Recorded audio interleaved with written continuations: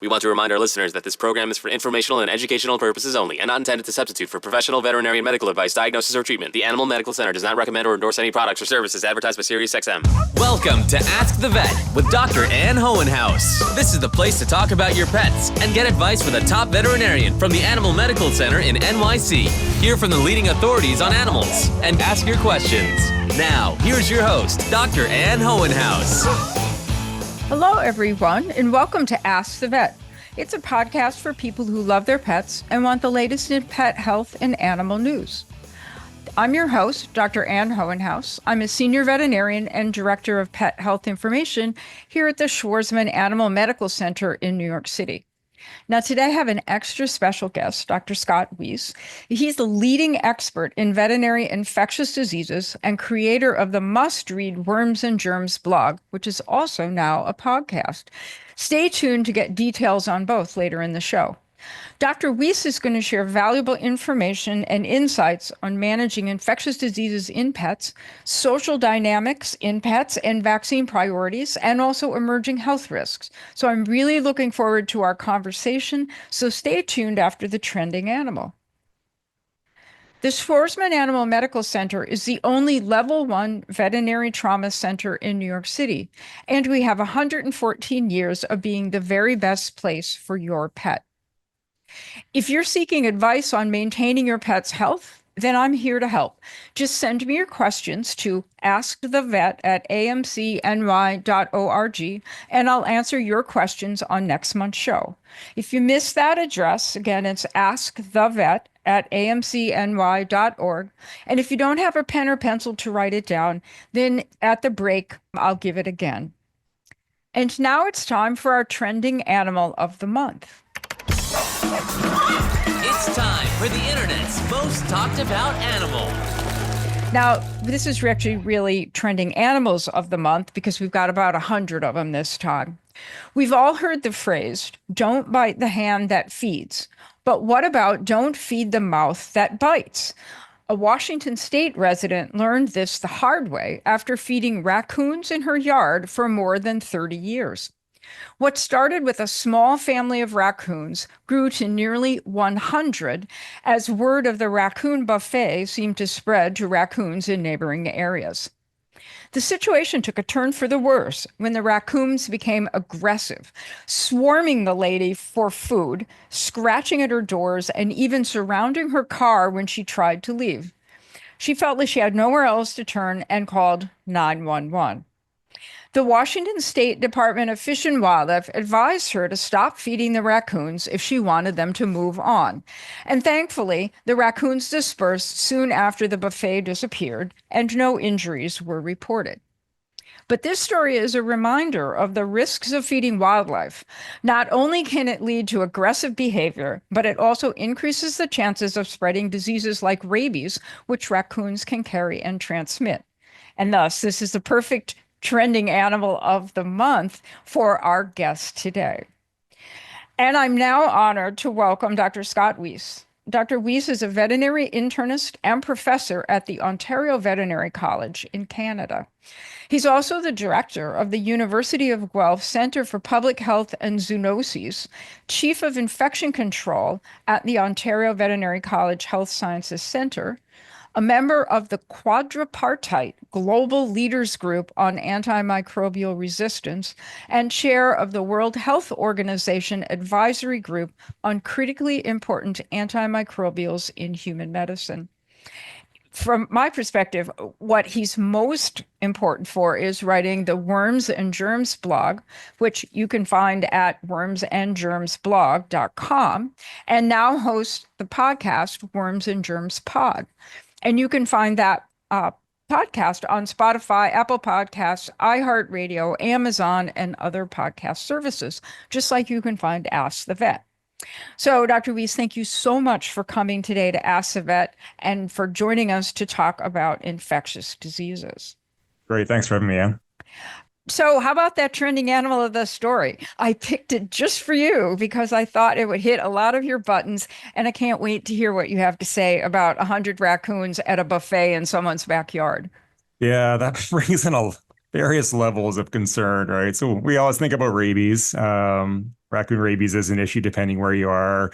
But there are a variety of other things that we think about. There's a raccoon roundworm, a parasite. That's a pretty rare problem in people, but it's really nasty. And like you mentioned, you give these buffets of raccoons there, they've got to go.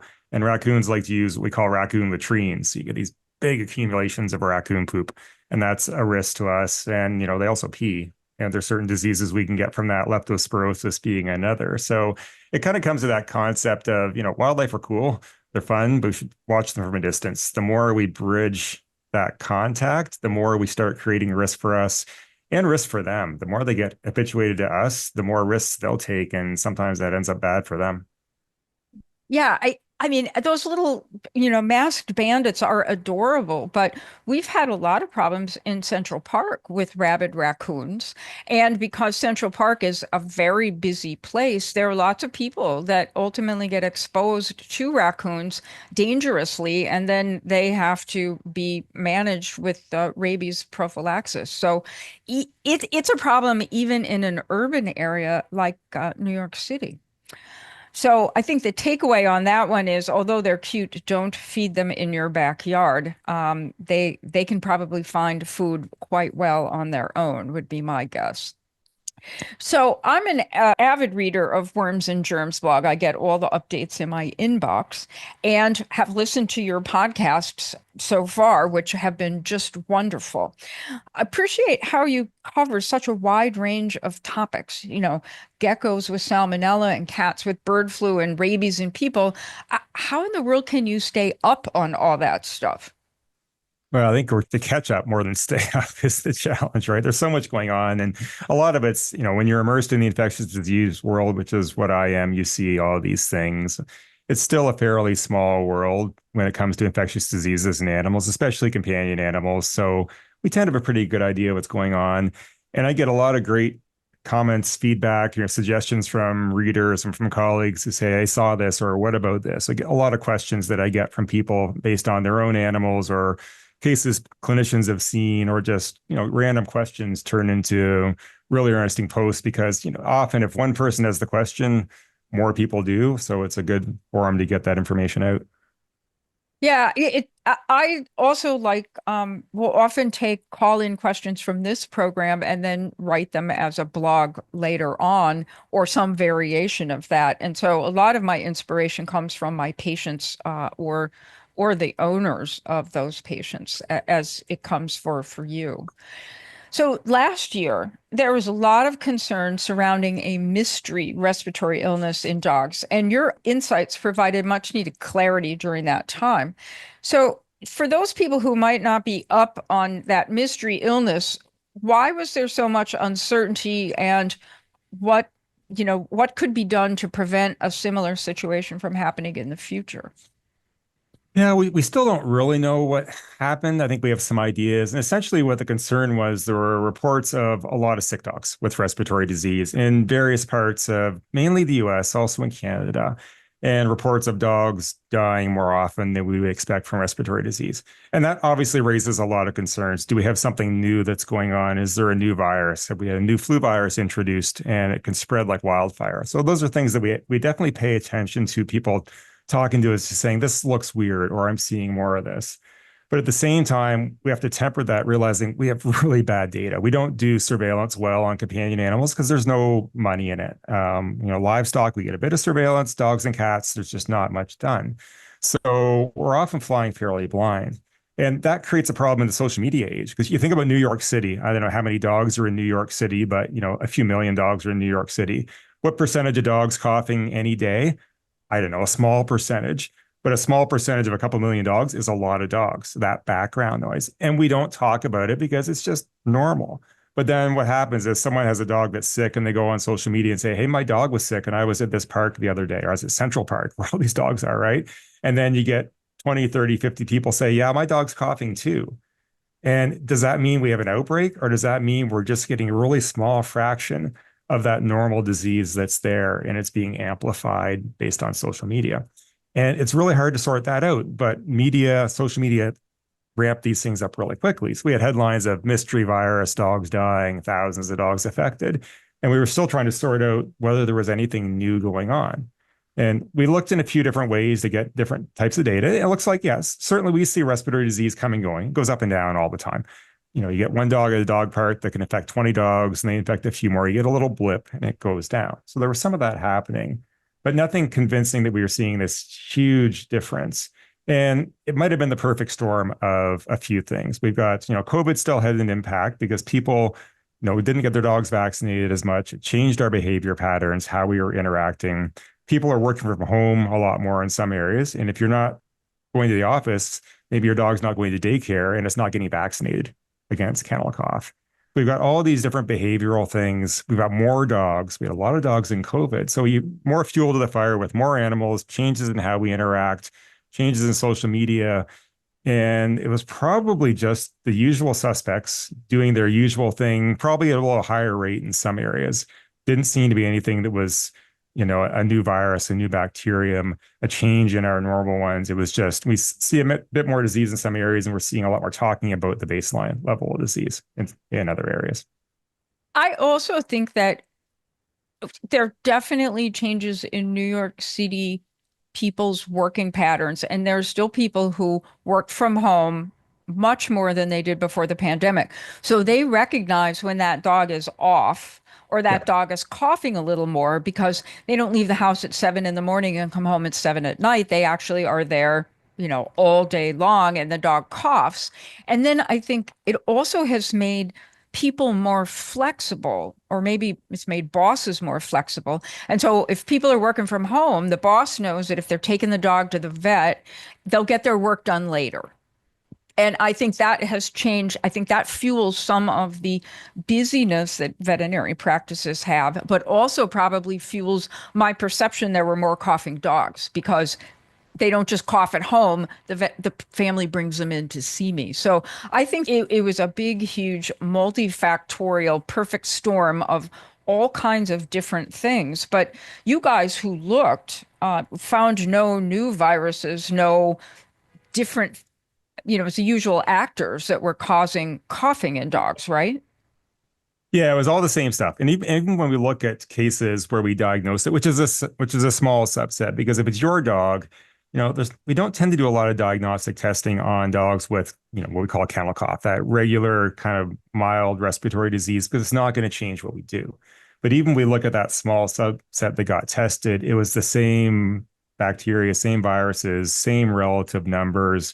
There were some really good labs doing searching for new viruses. Nothing's come up so far, which I think means there's not anything that's going to come up. And it didn't spread like a new virus. If you think back to, if you remember with canine influenza, when it emerged in the US in 2015, it hit Chicago and it boomed. Like these clinics were seeing large number of dogs. Like a kennel would call up and say, I've got 40 sick dogs, we're on the way. And that's literally one vet told me that. So these are huge numbers of dogs. You get this massive spread because everyone is naive. They don't have an immune response to this virus. So everyone's susceptible. And if we had a new virus causing this, I think we would have seen it boom a little bit more. And the pattern would just be different than what we saw here. So I think everything still really fits with our usual suspects and changes in behavior. Like you said, going to the vet is different too, because most of the time these dogs get better on their own in a couple of days. And if you're busy, you say, oh, I'll wait till tomorrow. You're not going to go to the vet because the dog's going to get better. If you're really tuned into that dog, and if you're home and you're walking the dog 2 or 3 times a day, because I just need to stretch my legs, I'm going to go outside, your dog might have a lot more contacts without its kennel cough vaccine because it's not going to daycare. So you're right. I think it's all these things layered on each other. Well, and in New York City, when the influenza made it this far east, we had veterinary practices who closed because every dog got it. It caused an epidemic in their waiting room, and they just had to shut down and try and break the cycle. And then I'm old enough to remember when parvovirus first came into dogs, and that was a nightmare. There were sick dogs everywhere, really, really sick dogs. Because now we know how to take care of parvo puppies, but nobody knew how to take care of them in 1976 or whenever that outbreak occurred.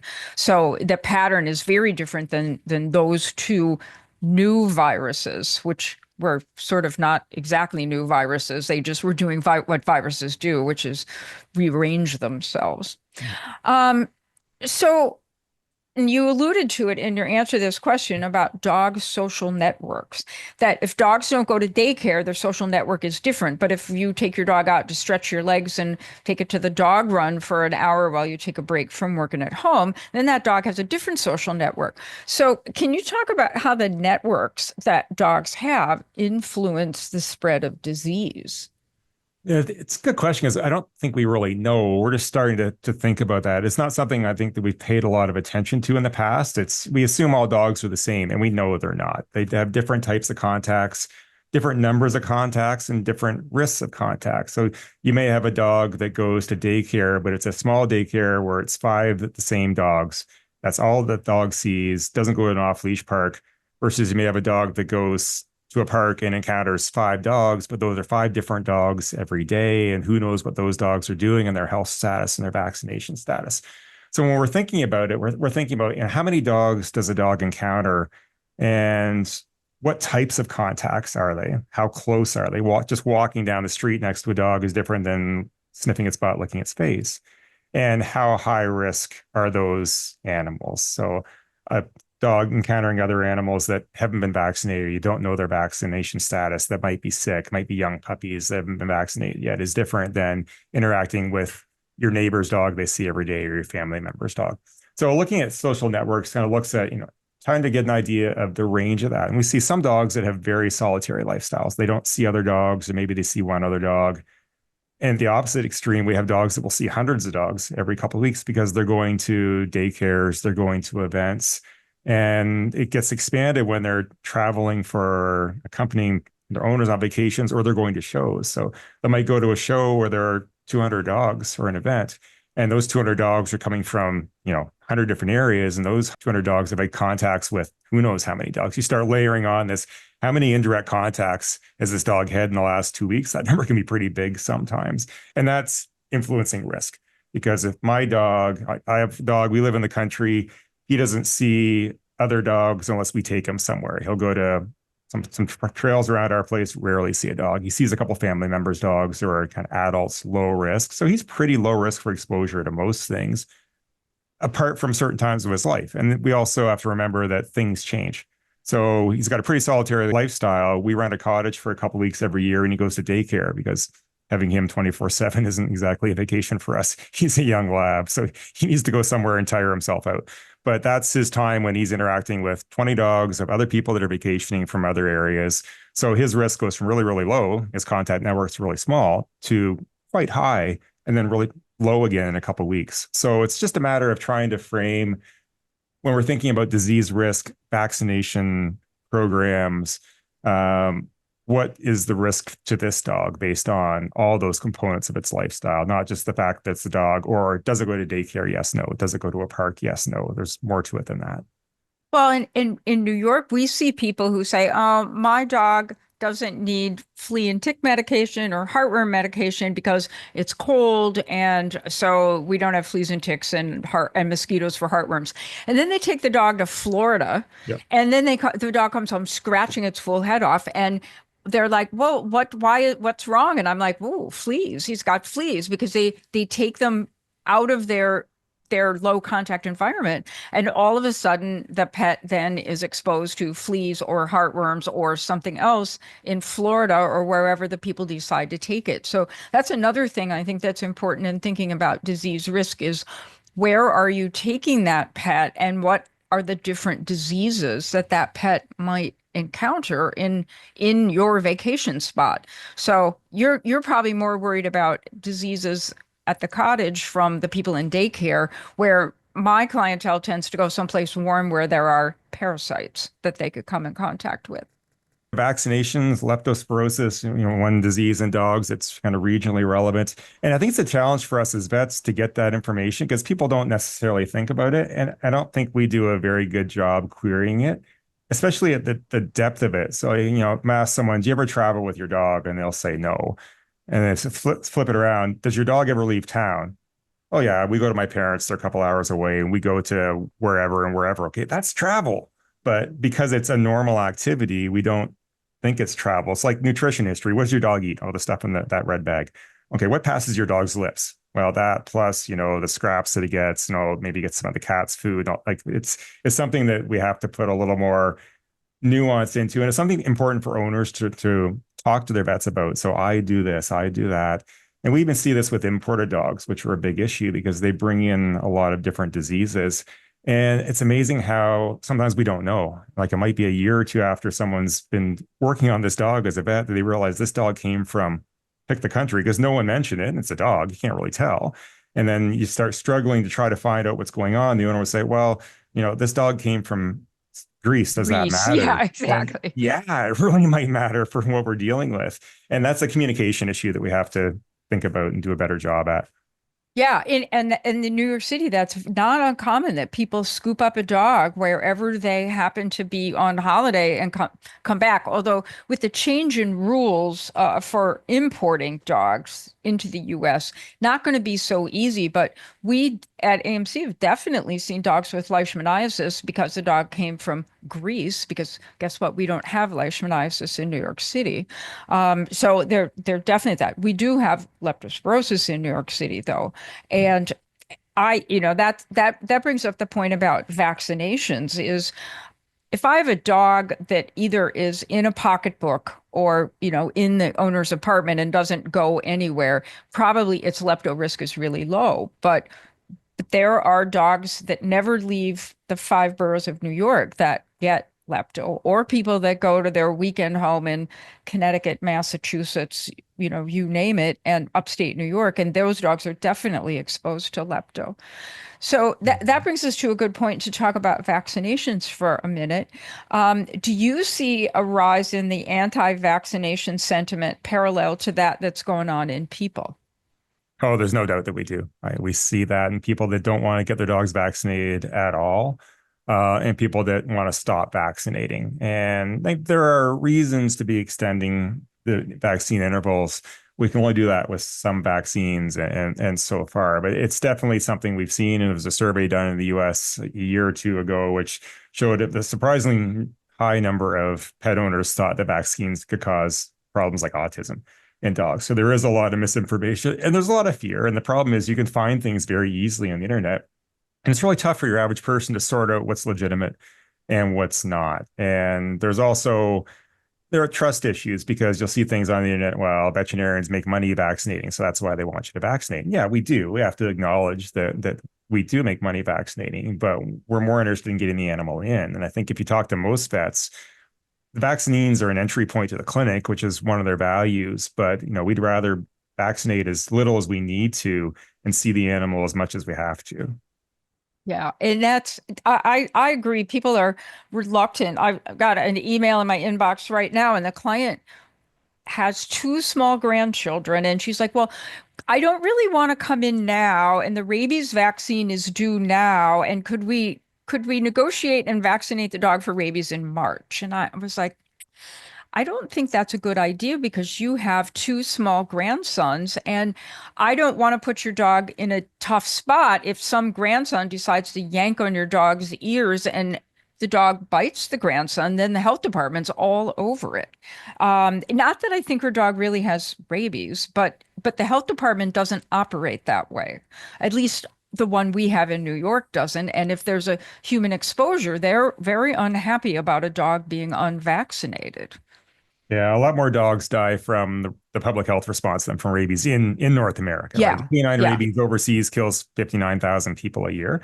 In North America, we don't have that dog variant, but dogs can get raccoon rabies, bat rabies, skunk rabies.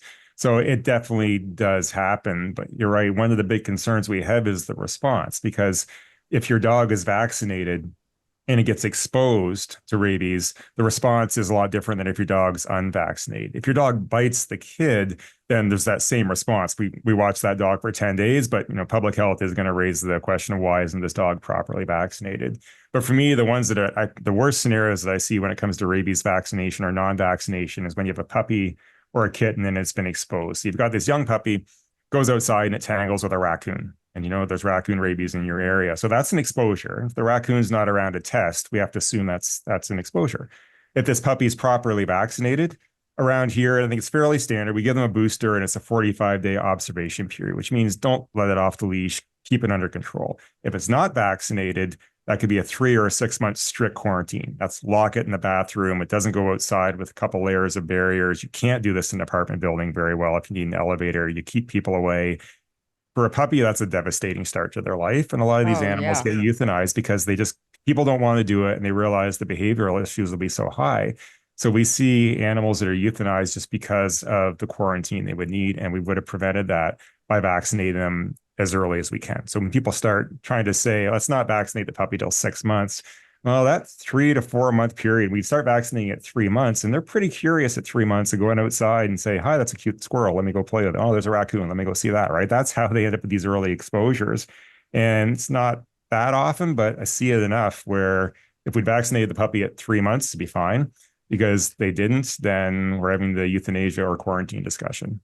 Yeah. Now, and I think that although most veterinarians see mostly dogs go to the veterinarian much more often than cats do. But right now, I think we're having a cat rabies problem in North America. Am I right on that point? Yeah, in the US, you'll see a lot more cats than dogs. And part of that's cat behavior. They're out there catching things, maybe bats, tangling with wildlife. And we just don't see cats as often, right? So the vaccine coverage is poor in cats. They have a lot more uncontrolled outdoor access. So you layer those two things together, and we see more rabies in cats in some areas, and the US is one for sure. Yeah, and that's what we'll have. I think we had a box of rabid kittens in a parking lot in Staten Island or something like that, which of course someone was trying to give them away, and then there was a huge number of exposures to those kittens. So it's always little animals are really a concern, and you should be very cautious about where a new puppy or kitten in your household has come from. So, with all your experience in infectious disease and zoonotic risks, are there any emerging challenges or specific threats that you think will have an impact on the future of veterinary medicine? If you had a crystal ball to look forward. Yeah, we could talk an hour about this probably because I think we've got emerging disease issues, and H5N1 influenza is a textbook example of that, where we've got a lot of things going on right now that are a bit concerning, and this just devastates cats. We have climate change that's impacting things. We're seeing changes in ranges of ticks in particular and tick-borne diseases. I grew up never seeing a tick. It was only a few years ago we started seeing them where I am. And we're getting into a pretty endemic tick area with Lyme disease moving in. And that's not unique in a lot of places in North America. Expanding ranges of different things. Leptospirosis, we've mentioned a couple of times, that's climate impacted. So if it's wetter, warm, moist conditions, lepto likes, doesn't like to be dried out. So it can go both ways. Some areas we see decreases in risk, increases in risk. Leishmania, you mentioned, we have a grad student doing some modeling on that, vectors for Leishmania. As climate changes, you say, okay, we don't have insects that can spread Leishmania, that parasite in Canada and the US right now. The US, you've got some that probably can in the South. But as that moves, you're going to find parts of the US where it's going to be more amenable to transmission. Just like we see with people, if you look at Florida, things like dengue, Zika virus, there are a lot of mosquito-borne viruses that are now plausible risks in those areas that we wouldn't have been thinking about. So we've got emerging diseases. We have climate change associated diseases. I think we have more animals in general, because we have more people and we have more pet ownership. So that's fuel to the fire, especially when we have more unvaccinated, more roaming animals. Cost of veterinary care is a challenge. So that, limits some of the things that we can do. So you layer a lot of social things on top of disease aspects, and there's always going to be something new. And then kind of the big one in my area is antibiotic resistance, which has changed a lot of what we do in clinics, especially at a referral clinic like yours, where you're seeing the more complex cases, your surgeons, your dermatologists in particular, a lot more antibiotic resistant bacteria, which are hard to treat, more expensive to treat, and lead us to having to have discussions on, okay, how far do we go with some of these drugs that are fairly last resort? And it's a bit of an easier conversation for an individual dog or a cat than it is for large numbers of food animals, but still some tough conversations. And in some areas, restrictions on what vets can do because of those concerns.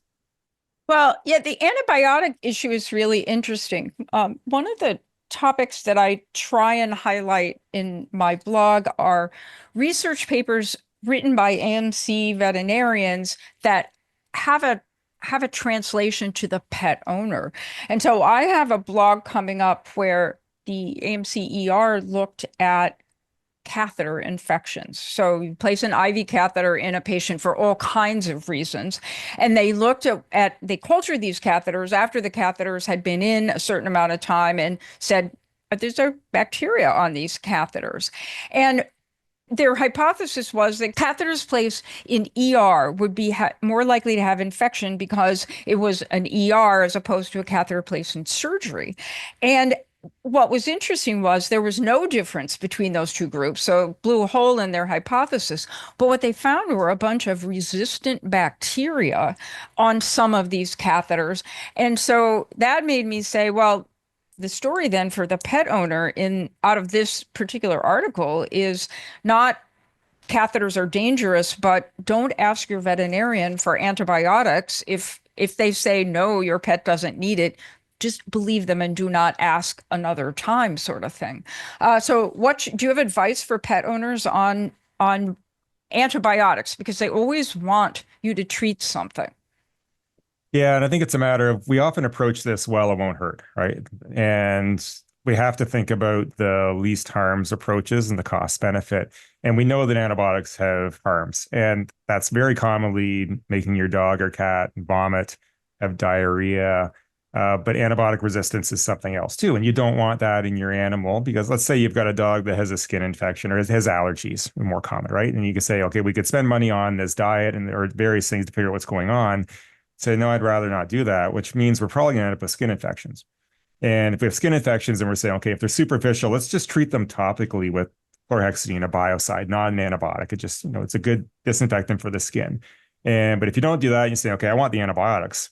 Sure, the antibiotics will work, but not for very long, because your dog's got underlying disease you're not controlling. You're not willing to do the non-antibiotic approach with the bathing. So at some point, we're going to run into a resistant infection, and we're not going to have very good treatment options for you. It's going to be more expensive or more toxic, or worst case scenario, we don't have a drug for that. So we need to think about a couple of things there. One is just health. And this is something we're working on globally with humans and animals, is health. People that aren't sick, animals that aren't sick, don't need antibiotics. So the more we can improve health, and that's nutrition, that's veterinary care, that's vaccination, deworming, the whole gamut, everything we can do to make your animal as healthy as possible, we're going to reduce the need for antibiotics and reduce the cost, because healthy animals don't cost as much as sick animals. So we need to maximize health. And then we also need to realize that if there's something that needs to be done, often putting that effort in initially is worth it. If your dog is prone to ear infections or skin infections or urinary tract infections, if we can figure out what's causing that, we can't always, but if we can figure out what's causing that, we can prevent a lot of damage down the road and a lot of resistance down the road. And if we get to the point where you need an antibiotic, it's just a matter of using it properly and doing everything else we can. What we don't want to say is, I don't think this is going to work. How about we try an antibiotic? Okay, let's go ahead. So, sometimes we have to do what we have to do, but that's a last resort, is we want to use them when we think they've got a good chance of helping, when they're needed. And when your pet is sick. Yeah. So we want to be convinced that you need it.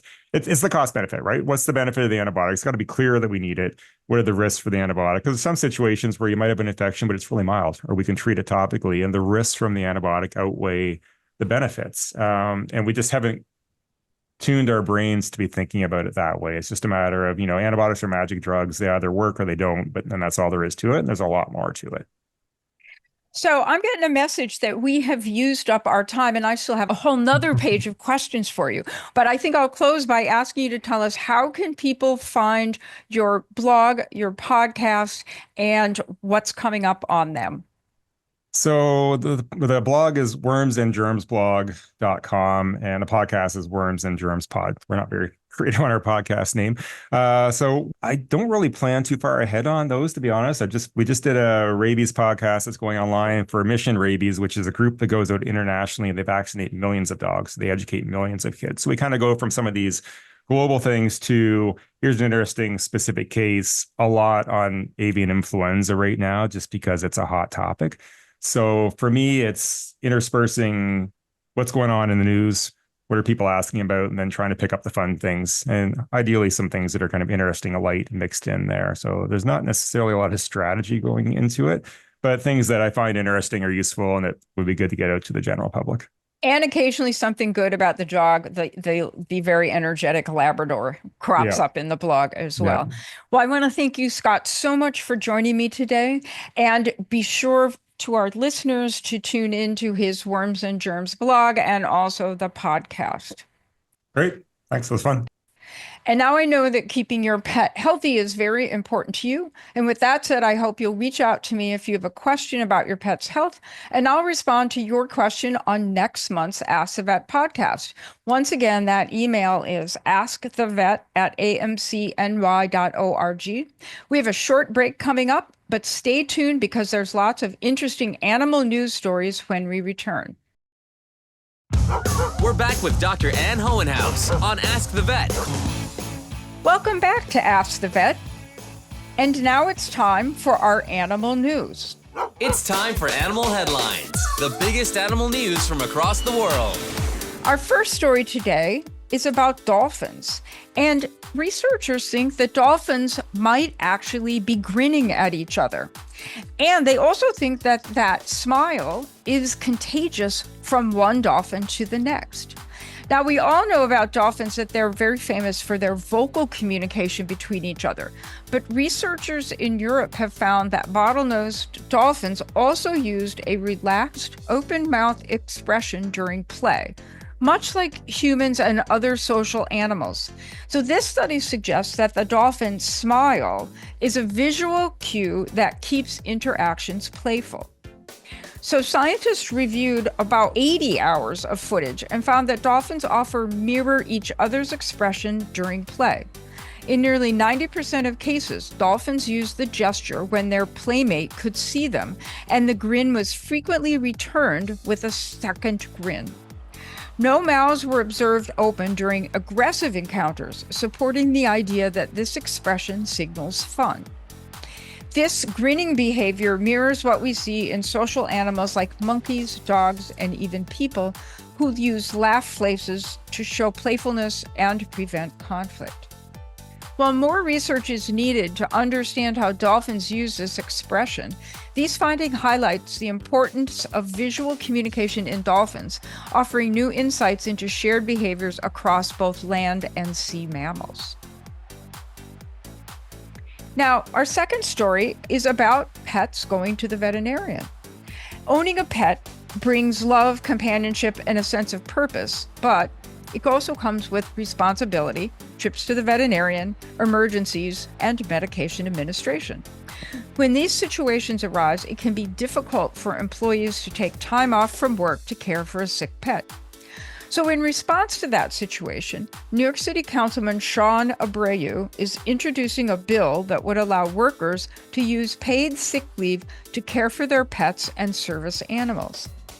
Currently, Earned Safe and Sick Time Act provides paid sick leave for employee illness or that of a family member. But Councilman Abreu's proposed amendment would allow paid sick leave to cover care for service animals and legally kept pets. Only a few places like Emeryville, California, have similar laws where sick leave can be used to care for guide dogs or service dogs. The motivation behind this amendment ties into addressing New York City's mental health crisis. Pets reduce stress, and the ability to take sick leave for a pet's care would relieve a significant burden for many workers.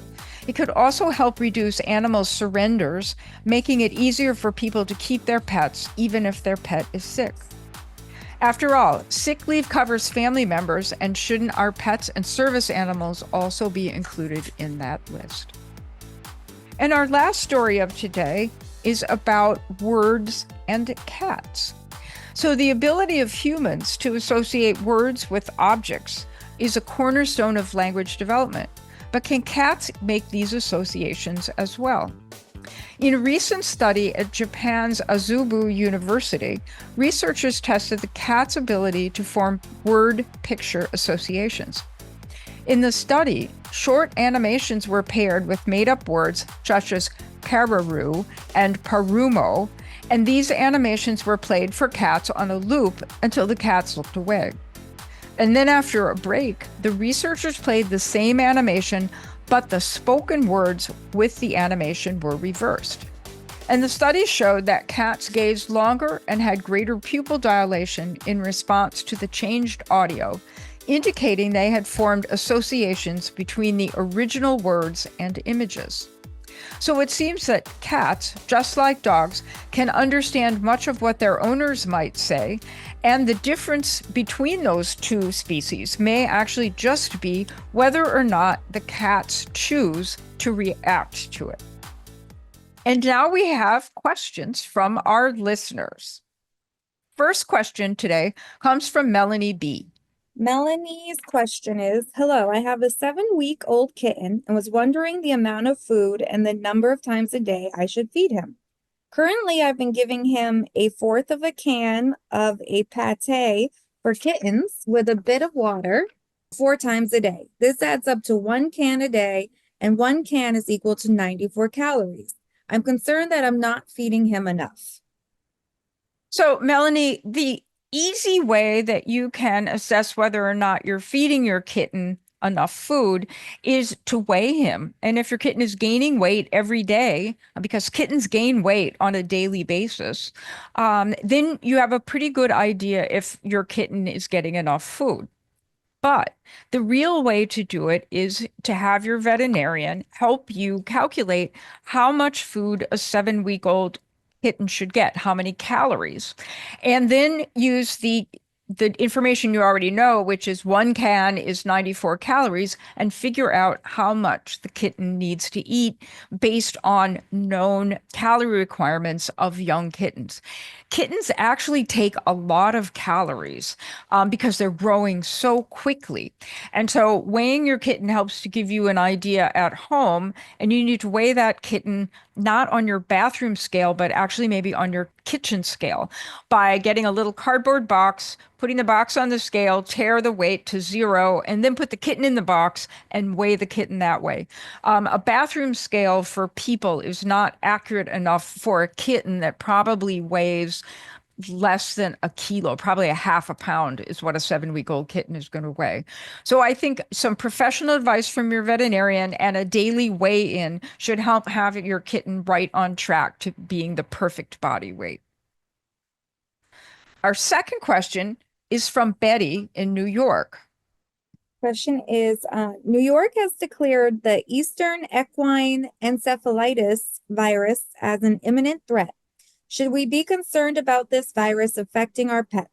If yes, what signs are we looking for, and what preventative measures can we take?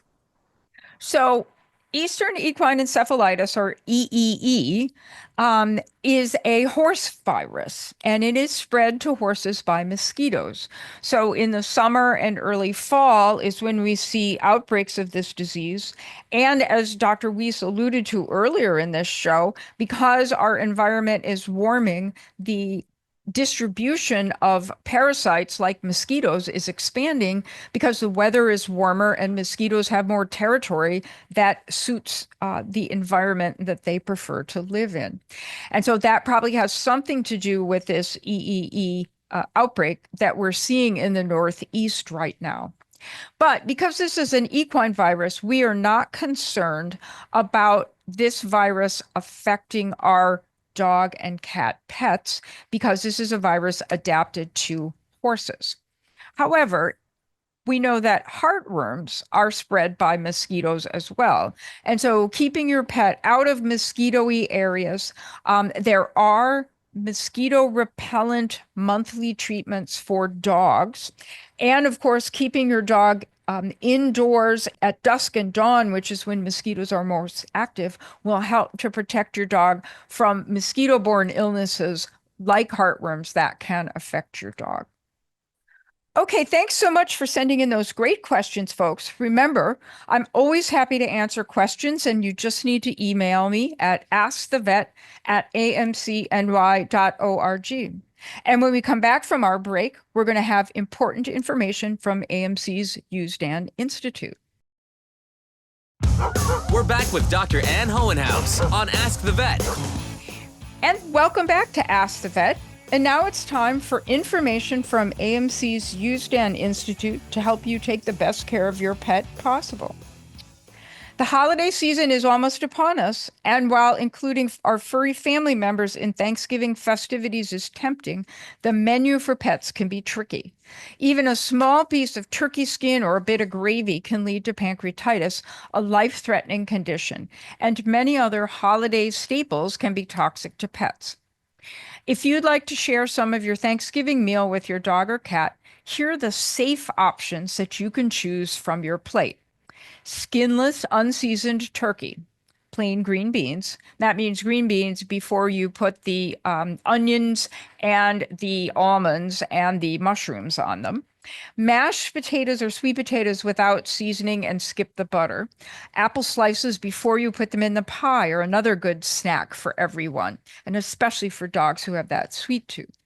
Remember, even safe foods can cause issues if you feed too much of them, so limit the portions to a spoonful of each.